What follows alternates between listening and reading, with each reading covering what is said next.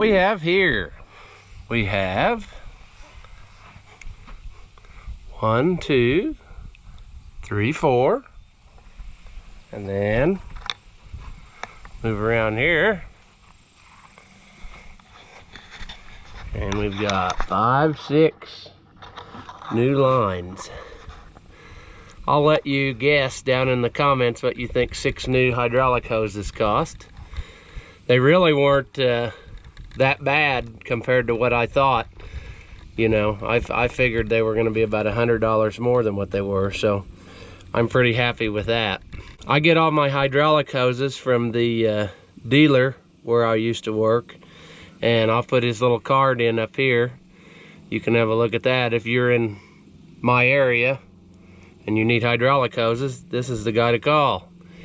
Also, if you need anything to do with Alice Chalmers' advice or service or parts, he knows it all, so he's the one you want to talk to. He practically grew up in the dealership, so he knows about all there is to about the orange stuff. So my plan is to at least tighten up these back here and get the fuel tank dropped back in. I may not have time to try to get it running again today because of trying to get to the fair, but I'd like to get it set back together so I can test run everything, and I'll try to get you put somewhere where you can watch that. I also got this little hose made. I don't know if you remember seeing that in the last video, but it's the fuel return hose, and I got it made at a different place. I got it made at a hose shop, and we changed it over to JIC fittings so that it was easier to do, because it had like a brake line type fitting on it, and that was pretty hard to come by in that size with a hydraulic hose. So I like JIC fittings because they let you turn and you can tighten things down exactly where you want it to be, and then there's no chance of leaks. I don't know if you've made your guess yet down in the comments what the hoses cost, but I'll tell you, the reason they cost so much is because of these fittings right here. A 90-degree fitting with a little end of pipe on it like that seems like they're double or even triple the price of just a regular straight fitting. So I'll tell you now, if you're trying to figure your guess, I had at least 4 of these 90s, and then I think all the rest were straight fittings. So that'll give you some idea how much this cost.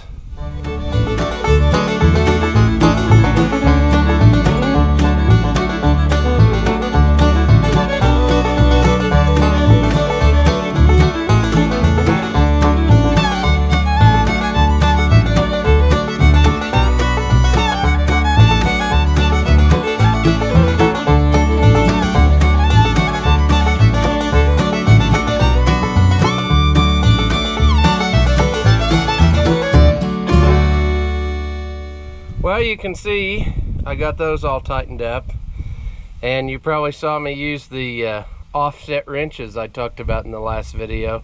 Those are handy to get into certain places on hydraulics, so that worked out pretty good. Well, if you saw in the last video, this whole area here was a total mess, oily mess from that leak, and then especially when the hose blew. So I worked and I got it clean. It's not maybe quite as clean as I'd like it, but it's definitely dry now. There's no oily film on it anymore, so it should be good enough to put back together.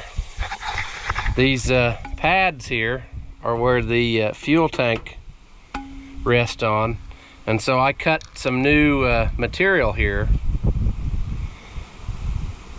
and this is supposed to help with vibration and wear and whatnot on the bottom of the tank. This is just an exhaust heat wrap. I've used it on a bunch of stuff. I'll try to put the part number in from Napa. And so what I'll do is I'll get the weather strip adhesive and I'll glue them down just before I set the tank down, and then they should stay in place with no problems.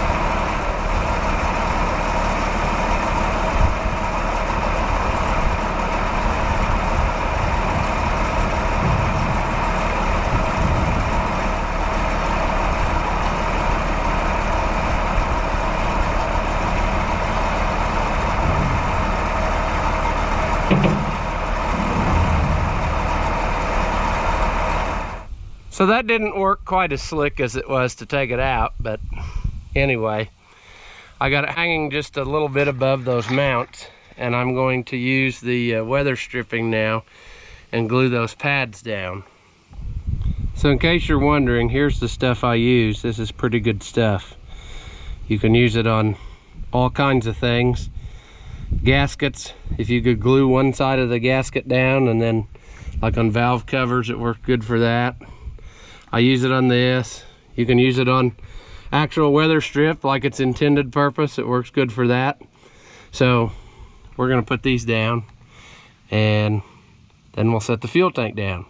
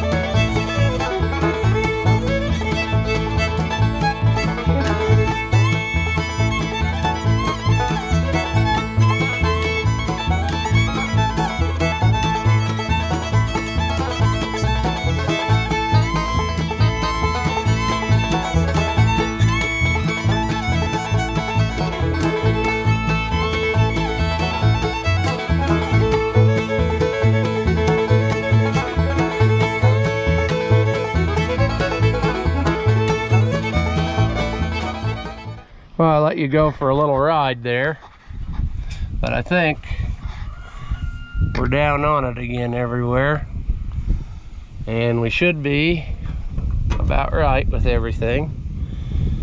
Let's see what I all got.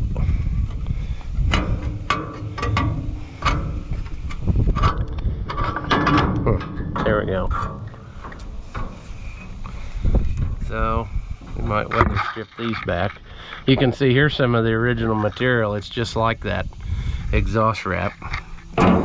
So we'll get that glued back,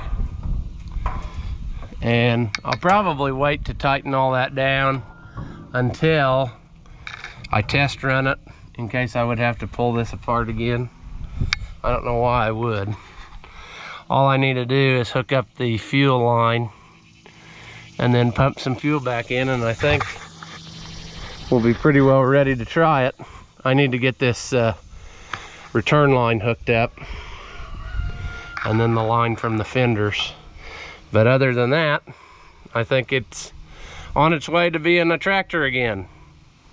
I'll give one more quick project update before I go to the fair, and that is I got the tire mounted on my new rim on the 77.